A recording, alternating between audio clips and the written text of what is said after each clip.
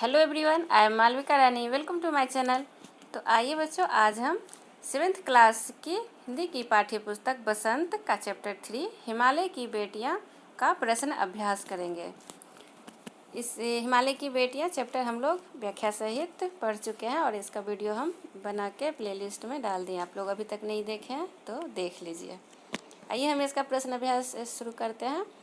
पहला प्रश्न है, नदियों को माँ मानने की परंपरा हमारे यहाँ काफ़ी पुरानी है, लेकिन लेखक नागार्जुन उन्हें और किन रूपों में देखते हैं।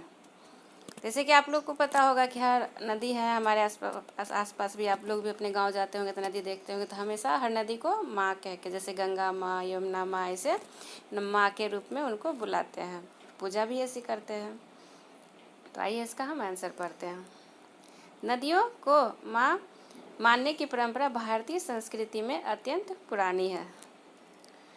जैसे कि हमेशा से हमारे समाज में बहुत पुराने समय से ही, प्राचीन काल से ही नदियों को माँ मानते आए हैं। नदियों को माँ का स्वरूप माना गया है। नदियाँ अपने जल से माँ के समान हमारा पालन पोषण करती है। जैसे कि आप लोगों को बता दें, शायद आप लोगों को पता नहीं हो, जैसे पुराने ज़माने में जब हमारे पास हैंडपम्प से जो पानी निकालते हैं, और जैसे कि मोटर लगा हुआ होता है घर में, मोटर से पानी निकालते, वो सब नहीं हुआ करता था पुराने समय में। तो सभी नदी का पानी ही पीते थे और कुआं होता था उसका पानी ही पिया करते थे। तो इस तरह से नदी के पानी से पे ही हम लोग का जीवन पुराने समय में आश्रित था। नदी के जल से ही सभी काम होता था। तो इसलिए बताया गया है कि जल से माँ के समान हमारा पालन पोषण, जो नदी का जल होता है वो माँ के समान हमारा अपने जल से पालन पोषण करती है और हमारे खेतों को भी सींचती है। जैसे खेत में आजकल बोर्डिंग से पानी देते हैं, लेकिन पुराने समय में बोर्डिंग नहीं था, नदी से ही पानी दिया जाता था खेत में सिंचाई करने के लिए। लेकिन लेखक नागार्जुन ने उन्हें बेटी, प्रेयसी व बहन के रूप में भी देखते हैं। लेकिन इस पाठ में जो इसका पाठ का लेखक है नागार्जुन, उन्होंने नदी को बेटी के रूप में भी बोला है। मानने से कोई हर्ज नहीं है। प्रेयसी के रूप में भी मान सकते हैं और बहन के रूप में भी मान सकते हैं। और उन्होंने एक बहन मानकर एक कविता भी लिखी है इस पाठ में। तो इस प्रश्न का उत्तर आप लोग थोड़ा बढ़ा के भी दे सकते हैं, और जो भी वर्ड आपको मुश्किल लग रहा है, जो भी शब्द आपको मुश्किल लग रहा है, तो पाठ से आप उसका आसान शब्द भी दे सकते हैं। आइए इसका दूसरा प्रश्न देखते हैं।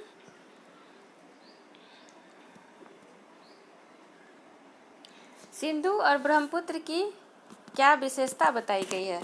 दूसरा प्रश्न जो इस पाठ में सिंधु और ब्रह्मपुत्र नदी है, इसकी क्या विशेषता बताई गई है, वो इस पाठ से पढ़ के उन्हीं के अनुसार इसका उत्तर देना है। तो आइए इसका उत्तर हम देखते हैं। सिंधु और ब्रह्मपुत्र हिमालय की दो ऐसी नदियां हैं जिन्हें ऐतिहासिकता एवं महत्व के आधार पर पुल्लिंग रूप में नद भी कहा गया। पुल्लिंग रूप इसलिए कहा गया है, जैसे कि हर नदी को हम माँ, बहन, बेटी, बहन के रूप में देखते हैं और मानते हैं। तो इस तरह से स्त्रीलिंग हुए सभी, लेकिन इस पाठ में एक जगह पुल्लिंग के रूप में भी बताया गया है, लिखा हुआ है, वर्णन किया हुआ है, इसीलिए कहा गया है। इन्हीं दो नदियों में सारी नदियों का संगम भी होता है। संगम का मतलब होता है जो छोटी छोटी नदियाँ होती हैं वो इस नदी में आके मिल जाती है, और जहाँ पर मिल जाती है नदी उस जगह को संगम कहते हैं। जैसे कि आपको उदाहरण के लिए बता दें, इलाहाबाद है ना, इलाहाबाद जिसको आजकल प्रयागराज कहते हैं, वहाँ पे गंगा और यमुना और सरस्वती 3 नदी का संगम होता है। मतलब 3 नदी आके वहाँ पे मिलती है। तो ऐसे बहुत सारी छोटी छोटी नदियाँ हैं जो बड़ी नदियों में आके मिलती है। गंगा में और ब्रह्मपुत्र 2 बड़ी नदियाँ हैं, इसमें बहुत सारी छोटी छोटी नदियाँ आके मिलती है इसमें, तो उस जगह को संगम कहते हैं। प्राकृतिक और भौगोलिक दृष्टि से भी इनका महत्ता है। कहा जाता है कि ये 2 ऐसी नदियां हैं जो दयालु हिमालय के पिघले हुए दिल की एक एक बूंद से निर्मित हुई हैं। पिघले हुए दिल का मतलब है जो हिमालय है, बर्फ उनका जो पिघलता है, तो यही कहा गया है कि जो हिमालय का दिल पिघल रहा है, हिमालय की जो बर्फ़ पिघल के एक एक बूंद पानी ऊपर झील के रूप में जमा हो जाता है, और वही वहाँ से गिरने लग जाता है और धरती पर, समतल जगह पर आके, धरती पर आके वो नदी का रूप ले लेता है। इसका रूप विशाल और विराट है। इनका इनका रूप इतना लुभावना है कि सौभाग्यशाली समुद्र भी पर्वतराज हिमालय की इन दो बेटियों का हाथ थामने पर गर्व महसूस करते हैं। एक लेखक कह रहे हैं जो इनका स्वरूप इतना लुभावना है, मतलब इतना सुंदर है, इतना अच्छा लगता है कि जो सौभाग्यशाली समुद्र है, मतलब जो समुद्र है उसमें इस पाठ में पढ़ाया गया है, जो समुद्र को नदियों का पति माना गया है। तो वो कह रहे हैं जो देवराज पर्वतराज हिमालय है, उनकी बेटियां हैं ना, ये दो नदियां, इनका हाथ पकड़ने में उनको भी गर्व महसूस होता है। आइए दूसरा प्रश्न देखते हैं। काका कालेलकर ने नदियों को लोक माता क्यों कहा है? काका कालेलकर ने नदियों को लोक माता क्यों कहा है, इसका आंसर हम पढ़ते हैं। नदियाँ युगों युगों से मानव जीवन के लिए कल्याणकारी रही है। अभी हम बताएं कि जो नदियाँ कैसे कल्याणकारी रही है युगों युगों से। जैसे कि पुराने समय में कल नहीं होता था, हैंडपम्प नहीं होते थे, बोर्डिंग नहीं होता था, मोटर से जैसे आजकल पानी निकाला जाता है वो सब नहीं होता था। नदी के जल पर ही आश्रित थे सभी लोग, जैसे खेती करना और पीना भी नदी के जल से ही होता था। नदी के जल को ही हम लोग पीते थे, पुराने समय में हमारे पूर्वज पीते थे।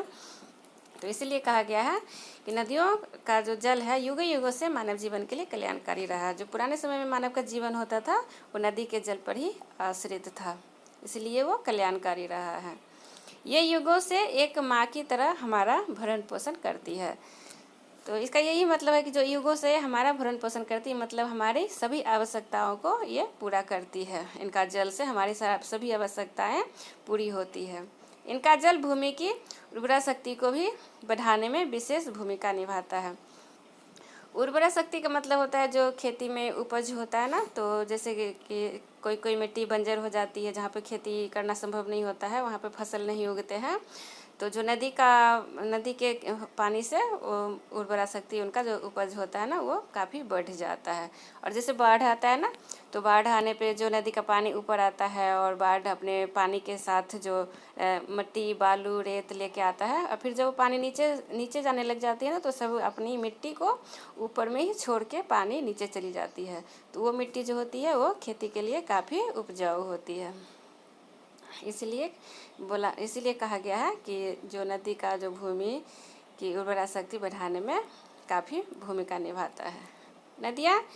इसलिए नदियाँ माता के समान पूजनीय, पवित्र एवं कल्याणकारी है। इसलिए नदी को माता के रूप में, माता के समान पूजनीय, पवित्र और कल्याणकारी माना गया है।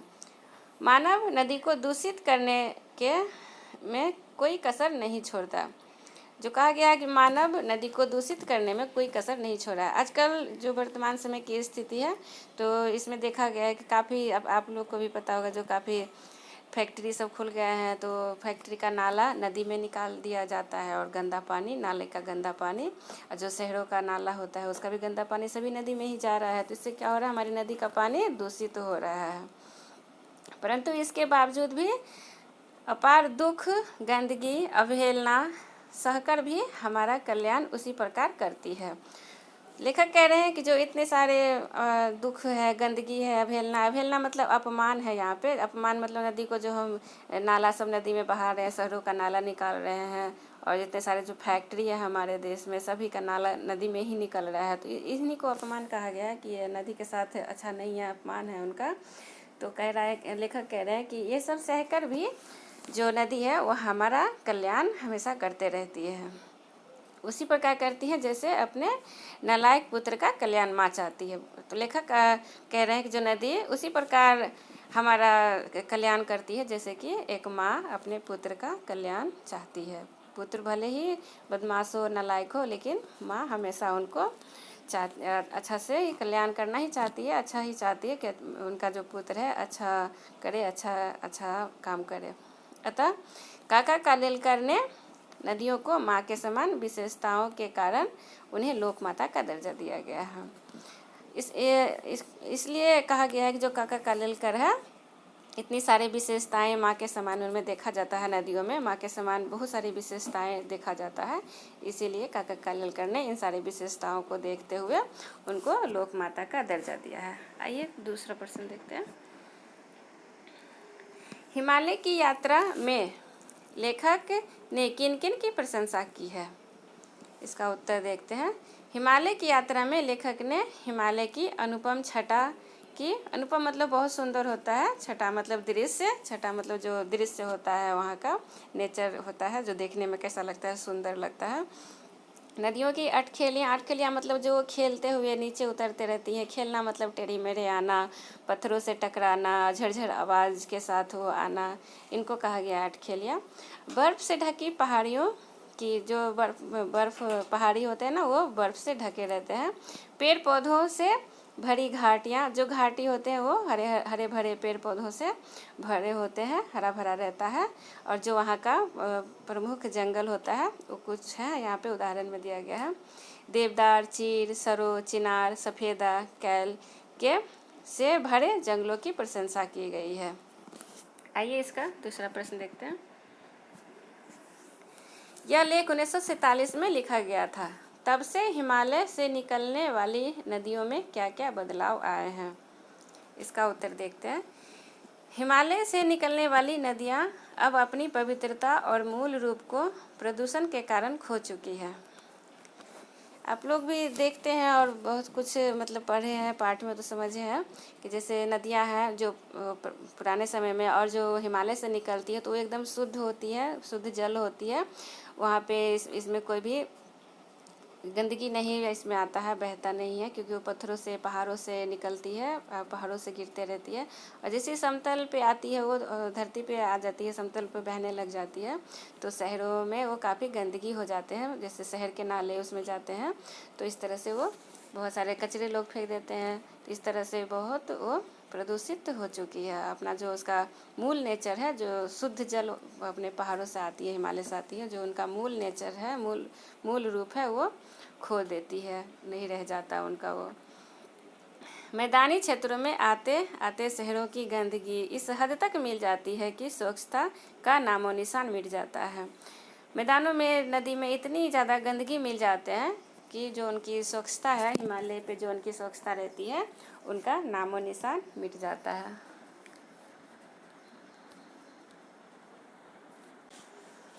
इस तरह से समतल पे आते आते जो नदी है उनका जो स्वच्छता है, उनका नामो निशान मिट जाता है।